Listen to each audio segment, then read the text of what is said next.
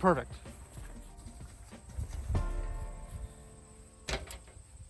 Alrighty. It's been a while. Like 5 months or something like that. So yeah, behind me we do actually have my newest purchase, a beautiful 1999 5.9 Cummins 3500 dually. She's definitely a looker, but I know why y'all are looking at this video. You 7.3 guys in your Fords and your 6.6 guys in your Chevs are like, mine is the best diesel in the world, blah blah blah, Dodge ain't shit. Well, listen, to be completely honest, we need to have a conversation, because it's not who is the best or anything. They're all great. It's the holy trinity of diesels. Everybody like Ferrari, McLaren, and Porsche has a 918, the LaFerrari, and the P1. The 7.3, the 5.9, and the 6.6 are the holy trinity of diesels. Can we all just get along? Now, yeah, I might be a little bit biased because this is my truck, because I love the 5.9. This is the second or third 5.9 Cummins in my family. So yeah, I'm a little bit biased. So in my opinion, I think the 5.9 is a little bit better than the 6.6 and the 7.3. But I really want a 7.3 and a 6.6. I mean, they're great diesels. The Ford is probably one of the best, well, they're all the best reliable, or the most reliable diesels ever made, pretty much. Let's be completely honest here. So with further ado, let's get on with the review, shall we? Well, let's start her up, go for a little drive here. Gotta wait for the glow plugs, or not the glow plugs, the grid heater. Oh my god, what a noise. First off, how can you say no to this sound? Oh yeah, it's just power. Give me more. Oh.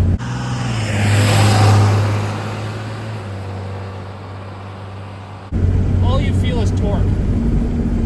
There is absolutely no top end. Absolutely not. That's not the point, guys. I mean, come on. I had a guy the other day that said, my buddy Chevelle SS can destroy your truck. It's a Chevelle. This is a diesel truck. Anyways, it's not fast, okay? Don't get your don't get it wrong, okay? It's not fast.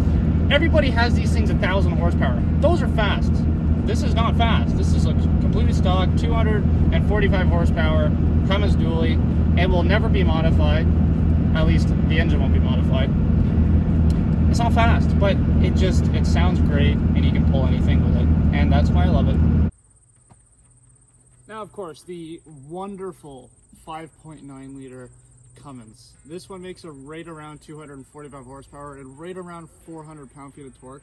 Doesn't sound like a lot, but the torque, I mean, as I said, it's a diesel. This thing can pull 11,000 pounds, give or take. I've pulled about 7,500 pounds with it already with my car in the back and a heavy trailer.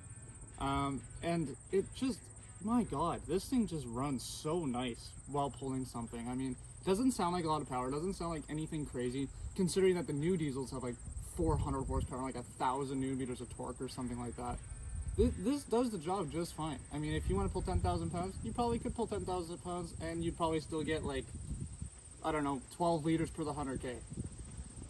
It's a great engine, people. Up until about the third generation of the Ram, it actually came with a 6-speed manual transmission. This one is not a 6-speed manual transmission. It is, in fact, a 4-speed with overdrive, so it's kind of 5 speeds.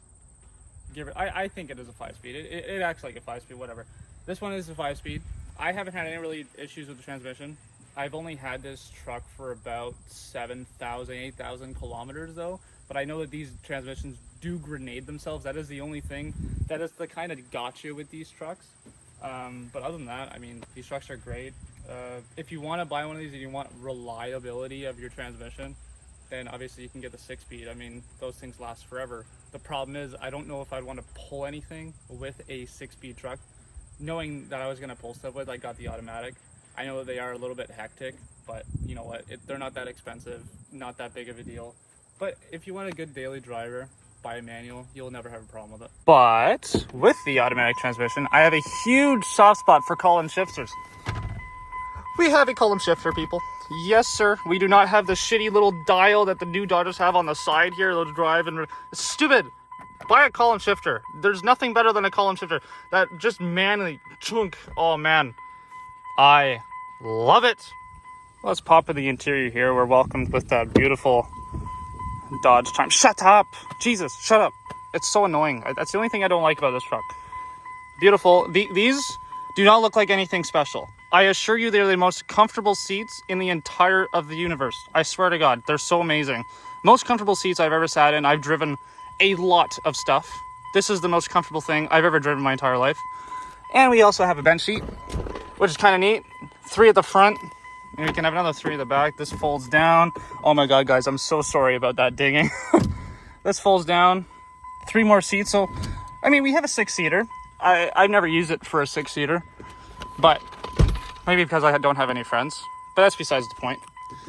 Anyways, you can put whatever the hell you want in this thing. Obviously, practicality wise, we have an entire 8-foot bed. I mean, if you want to put people back here, go ahead.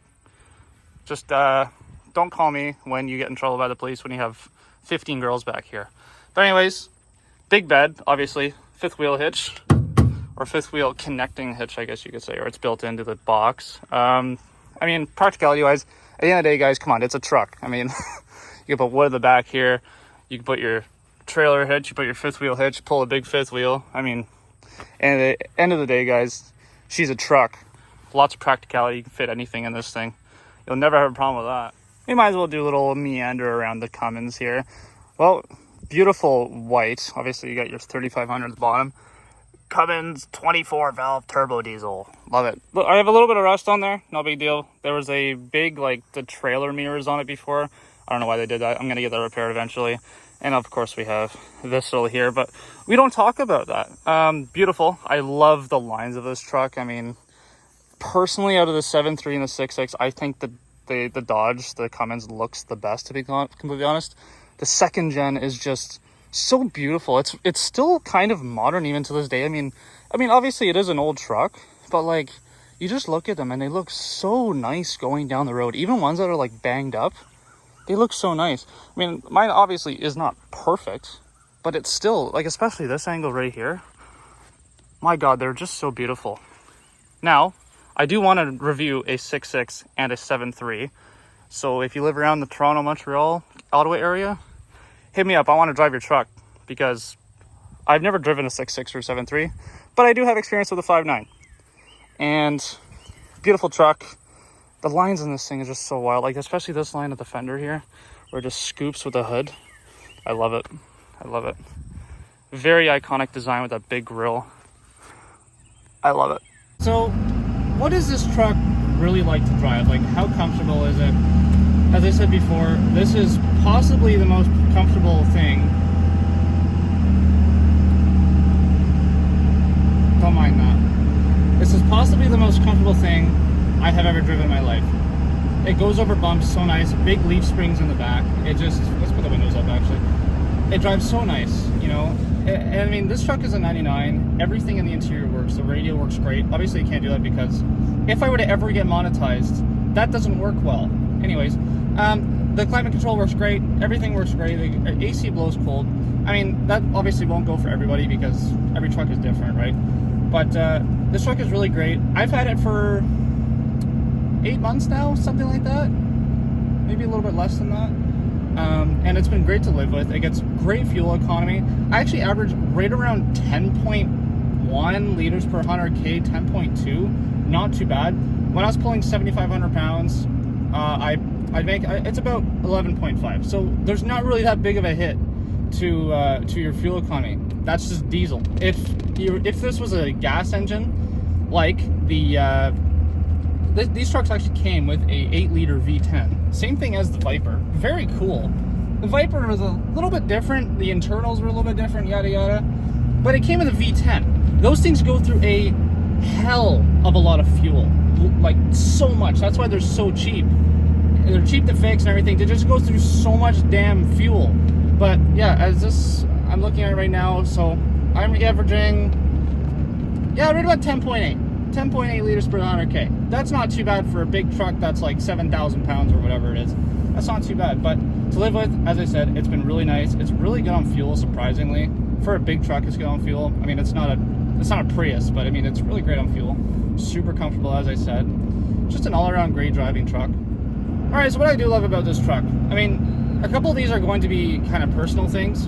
I love that I now have my dad's old truck. My dad, when I was younger, had a 2500 Cummins like this. Same interior, white, everything, down to the exact spec. The only difference, this one has a couple extra wheels at the back. But other than that, same truck. That's one reason why I love it. Obviously, it doesn't go with anybody else, but that's besides the point. I love that this is a diesel. It sounds ridiculous.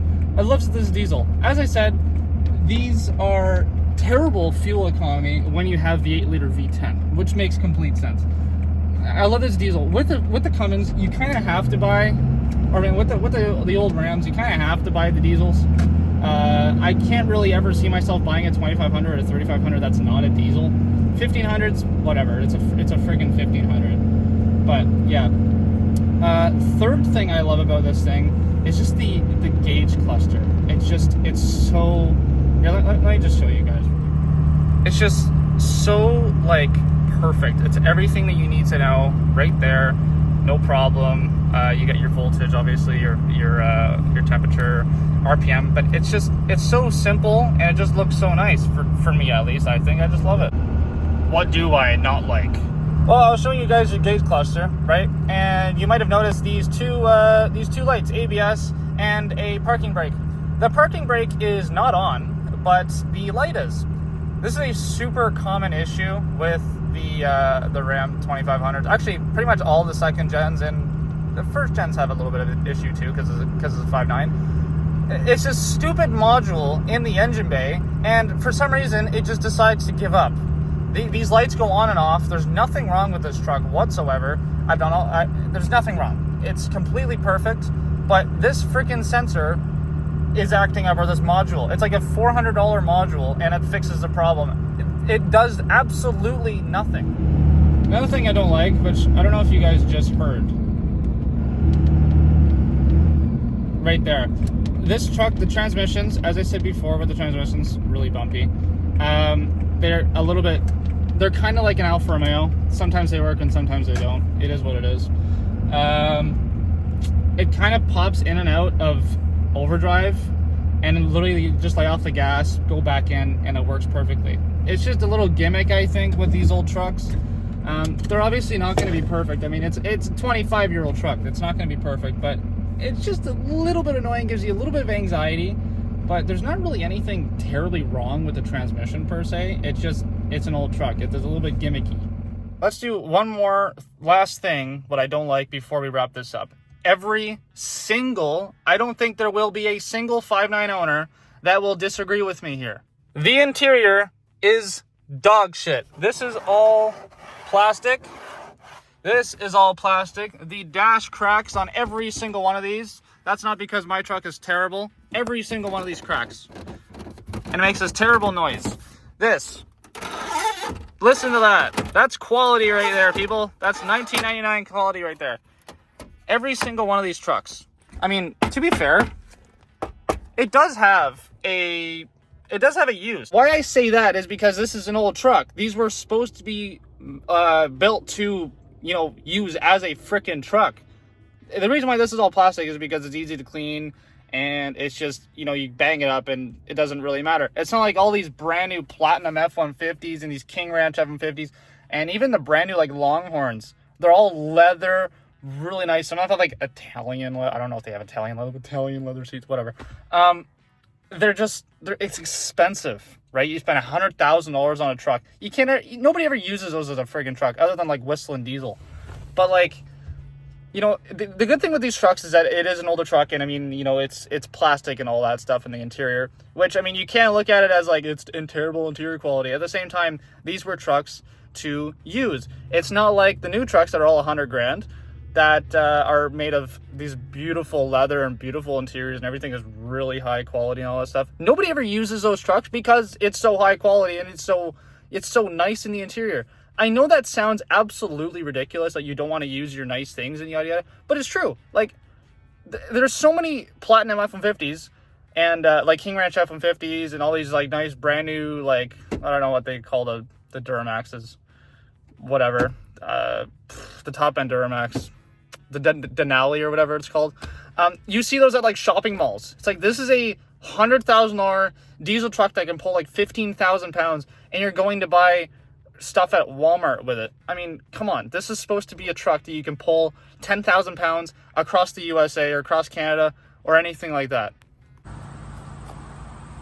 Well, everybody, here we are. The conclusion of the 5.9 Cummins review. Thank you very much to the owner, Cole, from Rocker Boy Reviews for letting me borrow his truck.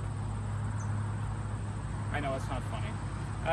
Anyways, in conclusion, I mean, these are great trucks. I mean, at the end of the day, it's a 25-year-old truck, and you're going to have to treat it like a 25-year-old truck. But, I mean, they're great. You know, you can still get them for relatively inexpensive. I mean, I picked this up right around $10,000 Canadian, give or take, and it's in great condition. I mean, I know that I got a good deal. This one's also 2-wheel drive. The 4-wheel drives will obviously be more expensive. But in conclusion, you can't go wrong with these trucks. Yada, yada, yada. Anyways, thank you very much, everybody, for watching this video. Please do all the YouTube stuff as usual. I will be re-uploading that Trackhawk video. I do not give a crap what anybody says to me. The owner, I don't really care. I'm going to be re-uploading that Trackhawk video, and hopefully there's going to be a couple more videos coming up. I really want to start doing some weird stuff, like heavy equipment, 4-wheelers, stuff like that. I've got a new side-by-side.